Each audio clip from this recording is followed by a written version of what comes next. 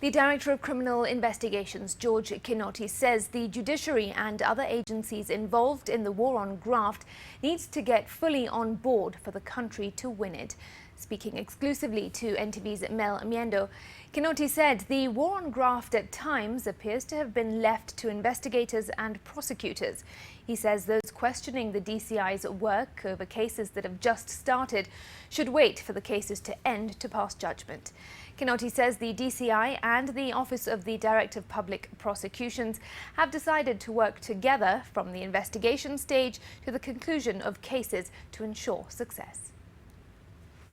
We are going to be together from the time the investigation starts, doing pre-trials, reviewing our cases together, so that when we go to court, we are still like a team.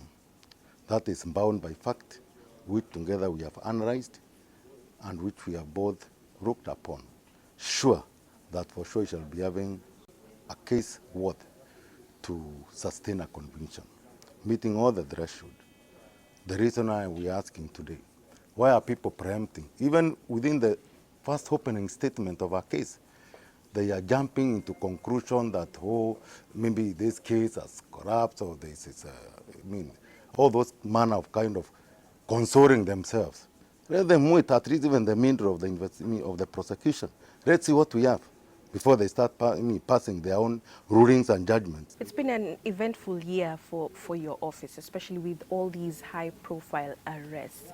What are some of the levels of investigations that have led you to make these arrests? There are quite a number of cases, and what I can say is that there are quite a number of them, and we are yet, we are even not a quarter way of our way for all the mega corruption cases that have bedeviled our country.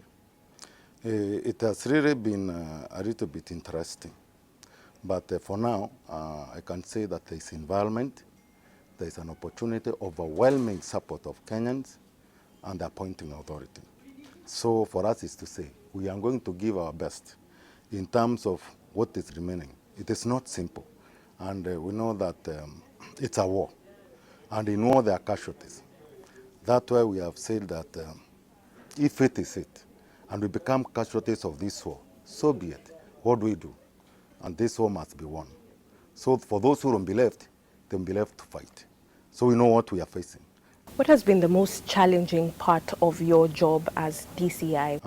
I've been to this game, and it's something that I know how the games get played in the field. So I can say with confidence, so far there is nothing I can say has been a challenge that I have not overcome or that I'm not going to overcome. The only challenge is the frustration that we feel, our efforts in the field getting frustrated elsewhere. This really has been so painful. We do so much in the field, we sacrifice a lot, we lose sleep and so many other things. But then when we see an individual or two individuals or a group of two, a cartel, at the expense of millions of Kenyans, the right actually incline towards them against the millions of crying Kenyans. Then we see these rights, surely, do they belong to an individual? Two, because they have the power, that of money, influence, and some other things that this common monarchy doesn't have. Then who will cry for this common monarchy? Truly, who will come to cry for this common monarchy? That is the biggest challenge I can say. Truly, can these other sectors, the stakeholders, in terms of the fighting this war, please, be on board for the sake of Kenyans.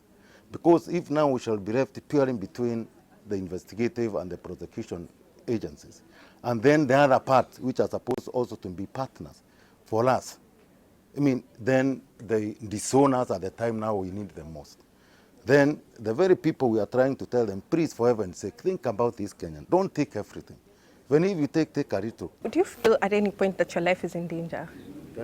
My day, from the time I was born, I survived from my mother's womb. That day when it will come, in the manner it's supposed to come, whether by a bullet, whether by poison, whichever way it will come. So I've surrendered to fate for that day which will come. Come 2019, what are some of the things that Kenyans can expect from your office? I humbly accept and acknowledge the compliment and the support which have been given by Kenyans. I can tell you the spirit, the inspiration, and the motivation is coming from Kenyans. And when we see that they are appreciating the retro we are doing for them, it builds courage.